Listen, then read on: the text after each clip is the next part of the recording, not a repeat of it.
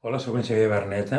He escrit diverses novel·les i avui us vull presentar aquesta, Somni de Tànger, que potser fins i tot alguns heu llegit o coneixeu. Aquesta és una novel·la que vaig escriure pensant en la molta gent que des d'altres continents vol arribar a Europa per trobar una vida millor.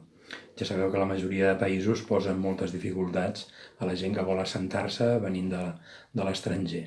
Somni de Tànger explica la història d'un noi marroquí, l'Akram, que creu a l'estret de manera irregular i gairebé sense diners es veu obligat a travessar tota la península fins a arribar a França. Ell vol arribar a París, on té família. Aquesta és una novel·la que ha despertat molt d'interès, ha tingut moltes edicions i que m'agradaria que en poguéssim parlar.